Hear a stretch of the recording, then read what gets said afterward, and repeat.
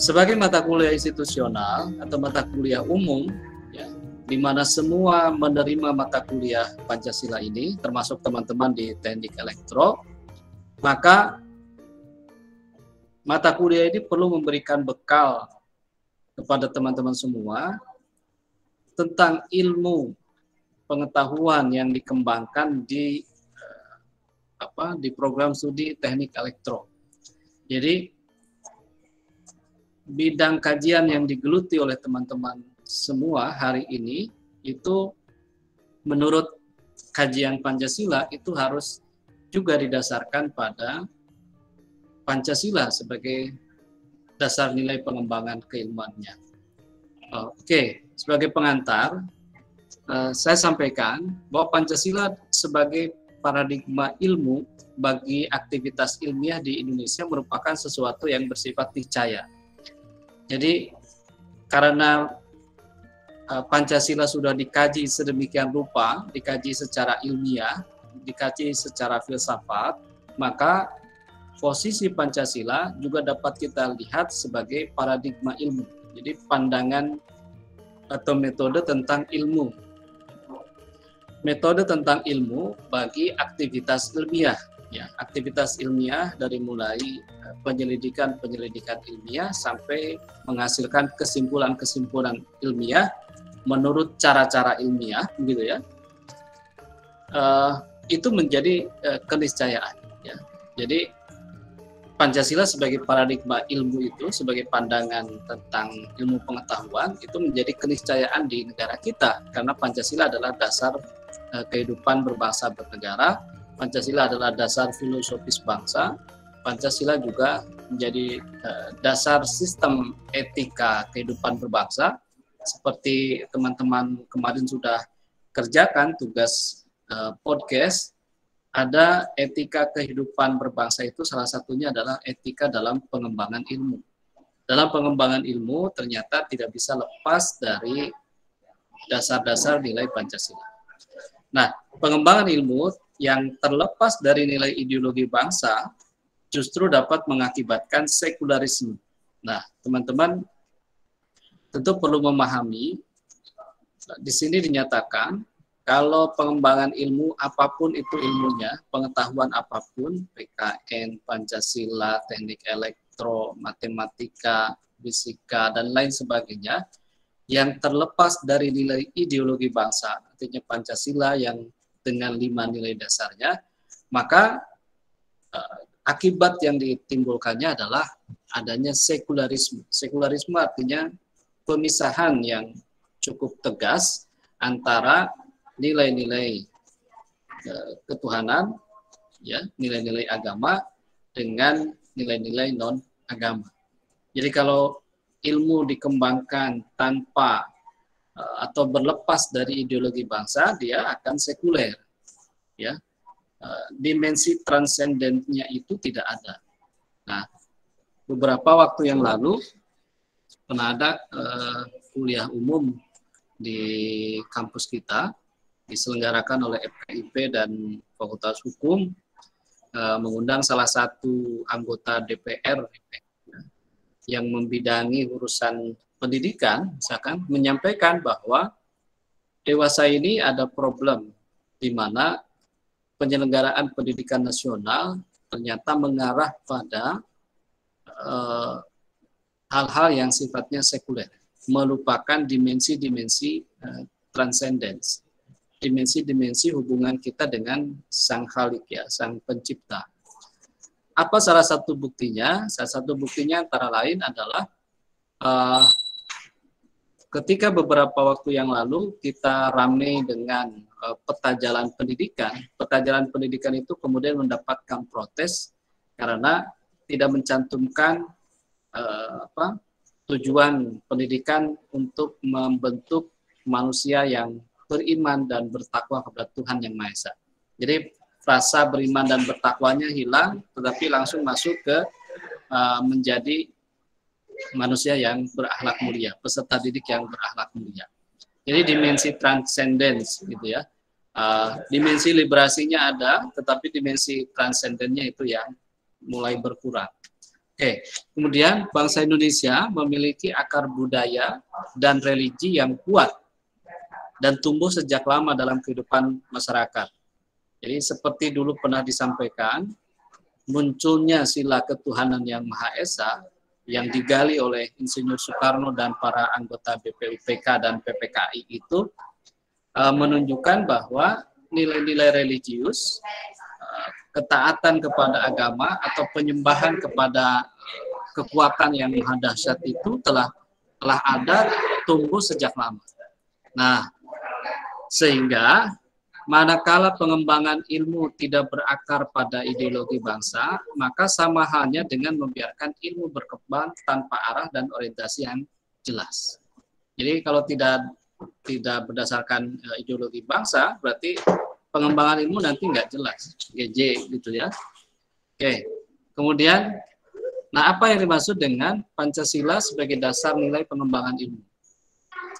Yang pertama, bahwa setiap iptek yang dikembangkan di Indonesia haruslah tidak bertentangan dengan nilai-nilai yang terkandung dalam Pancasila, ya, termasuk di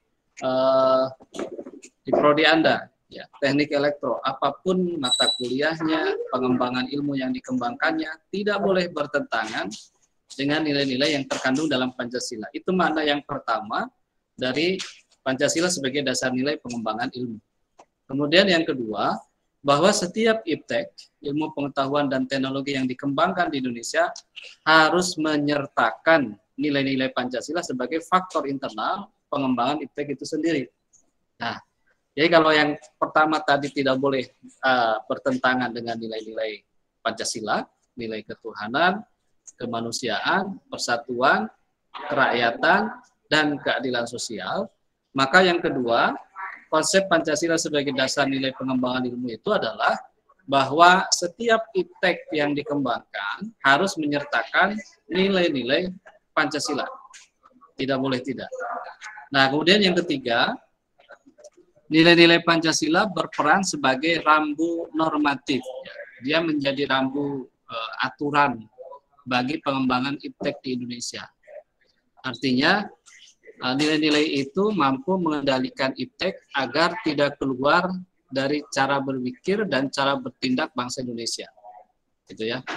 Dan yang keempat, setiap pengembangan iptek harus berakar dari budaya dan ideologi bangsa Indonesia sendiri, atau ini ada istilah baru, indigenisasi ilmu. Jadi mempribumikan ilmu. Jadi ilmu-ilmu itu, pengetahuan, teknologi yang dikembangkan, menurut konsep Pancasila sebagai dasar nilai pengembangan ilmu adalah proses untuk mempribumikan ilmu. Artinya ilmu harus berakar dari budaya dan ideologi bangsa. Oke, apa pentingnya urgensi Pancasila sebagai dasar nilai pengembangan ilmu? Di sini disampaikan bahwa kehadiran iptek di sekitar kita itu ibarat pisau bermata dua. Di satu sisi ya, kita pasti setuju iptek itu memberikan kemudahan untuk memecahkan berbagai persoalan hidup dan kehidupan yang dihadapi. Tetapi di pihak yang lain, iptek ini juga dapat membunuh bahkan memusnahkan peradaban manusia. Kita ingat misalkan bagaimana perkembangan tenaga nuklir, bom atom misalkan. Di satu sisi dia memberikan kemudahan, tetapi di sisi lain dia malah dapat memusnahkan peradaban umat manusia. Bagaimana Jepang misalkan, Hiroshima dan Nagasaki pernah merasakan kekuatan dari bom atom itu yang meluluh lantahkan dua kota besar itu, kemudian membunuh banyak warga yang tidak berdosa. Pentingnya Pancasila sebagai dasar nilai pengembangan ilmu itu kalau dirinci, yang pertama bahwa pluralitas nilai yang berkembang dalam kehidupan bangsa seiring dengan kemajuan iptek akan menimbulkan perubahan dalam cara pandang manusia tentang kehidupan. Pluralitas nilai itu artinya nilai-nilai yang plural. Plural itu yang jamak. Jadi masing-masing kita punya pandangan terhadap nilai-nilai sendiri. Nah, ini dengan pluralitas nilai tadi menimbulkan perubahan dalam cara pandang manusia tentang kehidupan. Nah, tentu hal ini membutuhkan renungan dan refleksi yang mendalam agar bangsa kita tidak terjerumus ke dalam penentuan keputusan nilai yang tidak sesuai dengan kepribadian bangsa. Jadi ini secara teks, konsep, kita ingin sebenarnya nilai-nilai yang ada itu, nilai tentang kehidupan itu tidak keluar dari kepribadian bangsa. Apa kepribadian bangsa kita? Ya tentu saja Pancasila. Kemudian yang kedua, dampak negatif yang ditimbulkan kemajuan iptek terhadap lingkungan hidup ini berada dalam titik nadir yang membahayakan eksistensi hidup manusia di masa yang akan datang. Jadi tadi ada sisi positif, tapi juga ada dampak negatif dari kemajuan iptek. Nah, dampak negatif itu yang hari ini berada pada titik nadir, titik yang terendah, yang membahayakan eksistensi hidup manusia. Oleh karena itu, maka diperlukan tuntunan moral bagi para ilmuwan dalam pengembangan iptek di Indonesia. Jadi jangan sampai pengembangan iptek itu keluar dari nilai moral yang berkembang di negara kita. Nah, urgensi yang ketiga adalah perkembangan iptek yang didominasi negara-negara barat ikut mengancam nilai-nilai khas dalam kehidupan bangsa Indonesia. Spiritualitas, keyakinannya kepada Tuhan, gotong royong, solidaritas, musyawarah, dan cita rasa keadilan itu tergerus dengan perkembangan iptek yang didominasi oleh negara-negara barat. Nah, karena itu diperlukan orientasi yang jelas untuk menyaring dan menangkal pengaruh nilai-nilai global yang tidak sesuai dengan nilai kepribadian bangsa Indonesia. Nah, apa alat untuk menyaring dan menangkal pengaruh global yang tidak sesuai dengan kepribadian bangsa Indonesia itu? Ya nilai-nilai Pancasila tadi. Oke, itu urgensinya ya. Jadi kalau dirinci ada 3 urgensi, ada 3 kepentingan mengapa Pancasila perlu dijadikan sebagai dasar nilai pengembangan ilmu. Nah, berikutnya, apa alasan diperlukannya Pancasila sebagai dasar nilai pengembangan ilmu? Di sini dijelaskan, alasannya karena ancaman yang ditimbulkan oleh pengembangan iptek yang terlepas dari nilai-nilai spiritualitas, kemanusiaan, kebangsaan, musyawarah, dan keadilan, ini merupakan gejala yang merambah ke seluruh sendi kehidupan masyarakat Indonesia. Jadi seluruh sendi kehidupan masyarakat Indonesia dalam bidang ekonomi, sosial, politik, budaya, pertahanan, keamanan itu ternyata terlepas dari nilai-nilai spiritualitas, kemanusiaan, kebangsaan sampai ke keadilan. Ya. Dan secara rinci, alasan diperlukannya Pancasila sebagai dasar nilai pengembangan ilmu itu, yang pertama, karena kerusakan lingkungan yang ditimbulkan oleh iptek, ya. Baik dengan dalih percepatan pembangunan daerah tertinggal, maupun upaya peningkatan kesejahteraan masyarakat yang perlu mendapatkan perhatian yang serius. Ini sudah nampak di kita, kerusakan lingkungan yang ditimbulkan oleh iptek, dengan dalih misalnya, tadi pembangunan, ya, infrastruktur dan lain sebagainya, kemudian lingkungan yang asri dibabat, hutan yang asri dibabat, kemudian menimbulkan kerusakan. Ini contoh lain, penggalian tambang batu bara, minyak, biji besi, emas, dan lainnya di Kalimantan, Sumatera, Papua, dan lain-lain, dengan menggunakan teknologi canggih, ini ternyata mempercepat kerusakan lingkungan. Ya. Banyak sekali contoh-contoh bagaimana kemajuan teknologi ternyata mempercepat kerusakan lingkungan, gitu ya. Oke, alasan yang kedua, penjabaran sila-sila Pancasila sebagai dasar nilai pengembangan iptek dapat menjadi sarana untuk mengontrol dan mengendalikan kemajuan iptek yang berpengaruh pada cara berpikir dan bertindak masyarakat yang cenderung pragmatis, ya.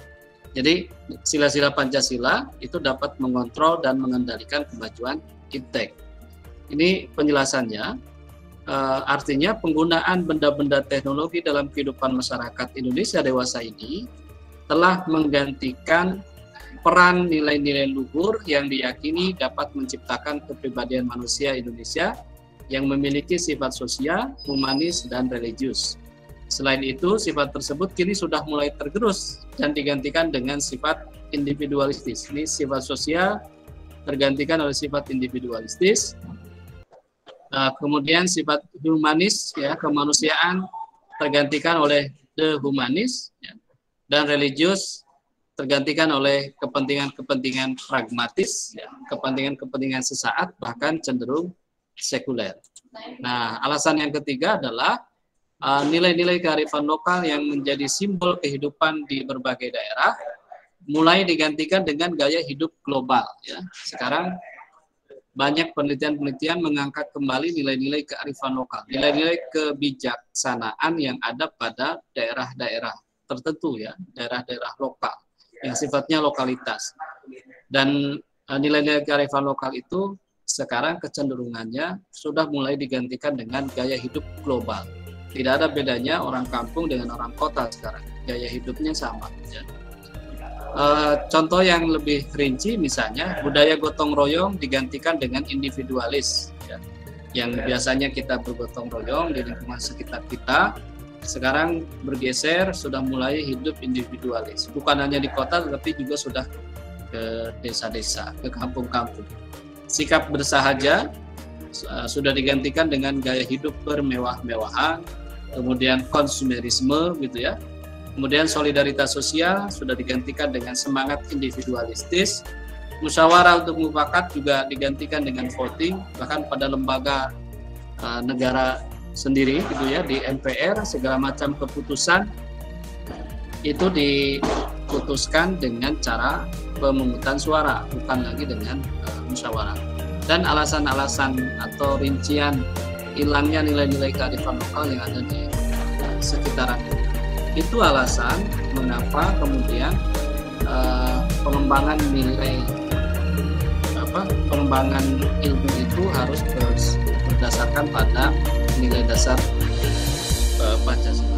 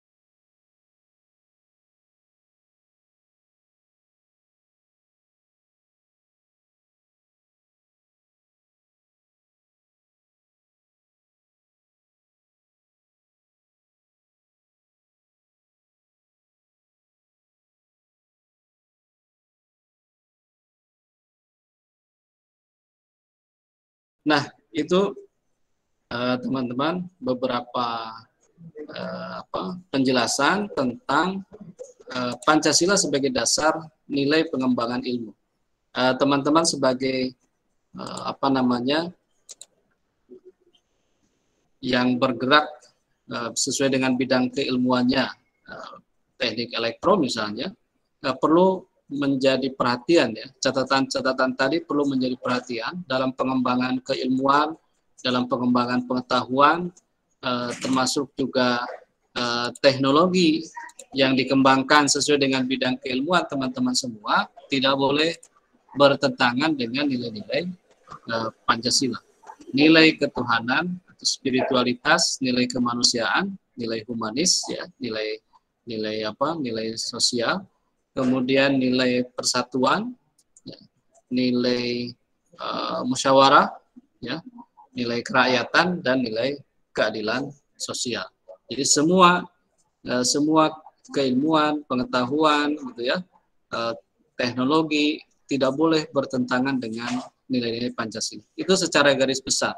Jadi menjadikan Pancasila sebagai dasar pengembangan keilmuan berarti kita mendudukan Pancasila sebagai sumber dari pengembangan keilmuan, pengembangan pengetahuan dan pengembangan teknologi sesuai dengan bidang keilmuan kita. Pasti akan berbeda ini, ya. Anda yang berlatar belakang teknik pasti akan berbeda dengan yang berlatar belakang sosial. Bagaimana kehidupan sosial, pengetahuan sosial didasarkan pada nilai-nilai Pancasila. Bagaimana yang teknik didasarkan pada nilai-nilai Pancasila. Itu. Nah, itu teman-teman penjelasan singkat tentang Pancasila sebagai dasar nilai pengembangan ilmu. Silakan kalau ada yang akan disampaikan terlebih dahulu. Respon berkaitan dengan materi tadi. Jadi ini materi terakhir begitu ya.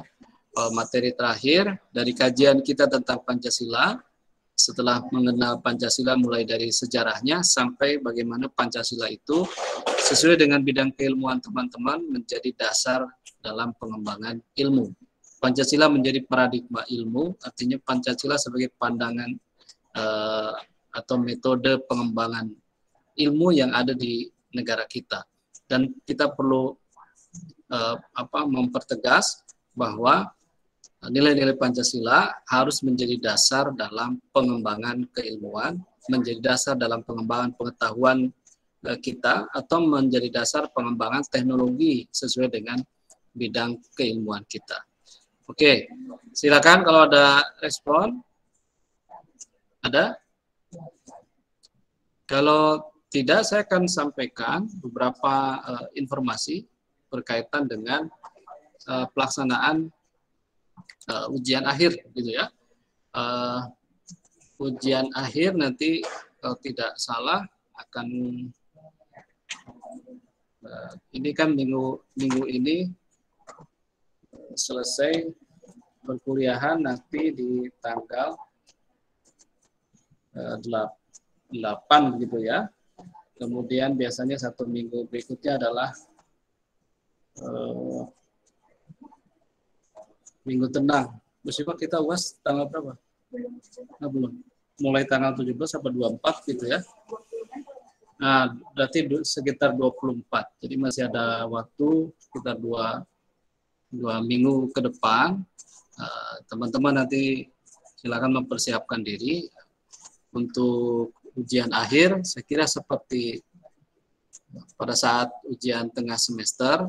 Jadi teman-teman diberikan kesempatan untuk membuka berbagai sumber, termasuk juga memutar ulang perkuliahan kita yang sudah saya simpan di YouTube atau di podcast gitu ya. Silakan diputar ulang, bahan tayangannya silakan dibaca kembali, dan saya akan lebih banyak nanti bertanya bukan berkaitan dengan konsep, tetapi berkaitan dengan implementasi atau pengalaman-pengalaman empiris ya yang dilakukan oleh teman-teman berkaitan dengan implementasi Pancasila dalam kehidupan sehari-hari. Termasuk yang terakhir, misalkan perlu dipikirkan oleh teman-teman bagaimana menjadikan nilai Pancasila ya sebagai dasar nilai pengembangan keilmuan sesuai dengan bidang keilmuan teman-teman. Jadi kita akan mulai ujian akhir semester itu dari pembahasan tentang Pancasila sebagai sistem filsafat begitu ya. Kemudian Pancasila sebagai sistem etika kehidupan berbangsa dan Pancasila sebagai paradigma pengembangan ilmu ya, dasar pengembangan ilmu.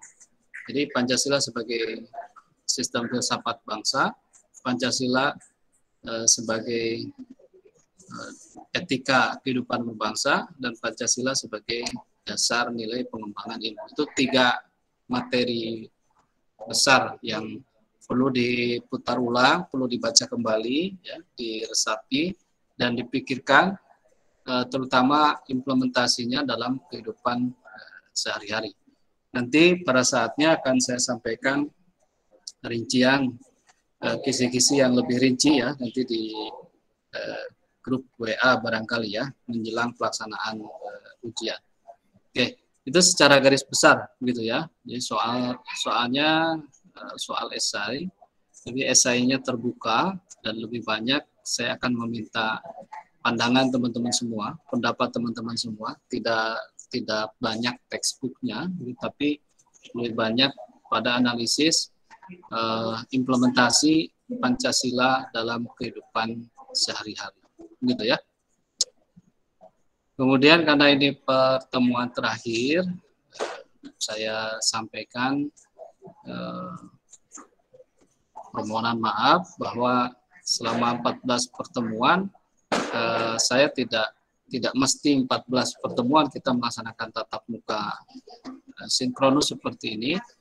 Ada kegiatan-kegiatan yang sifatnya asinkronus, atau bahkan saya meminta teman-teman untuk mengikuti, ada webinar gitu ya, ada kuliah umum gitu ya, ada seminar, yang itu semuanya dimaksudkan untuk penguatan kajian kita tentang Pancasila. Karena webinar, seminar, atau kuliah umumnya tidak keluar dari kajian tentang Pancasila.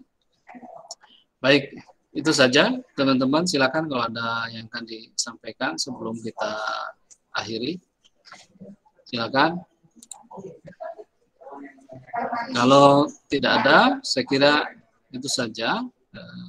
Selamat menyiapkan ujian akhir semester. Mudah-mudahan nanti hasilnya maksimal. Itu saja, kita akhiri pertemuan ini dengan membaca hamdalah. Alhamdulillahirabbil alamin. Alhamdulillahirabbil alamin. Assalamualaikum warahmatullahi wabarakatuh.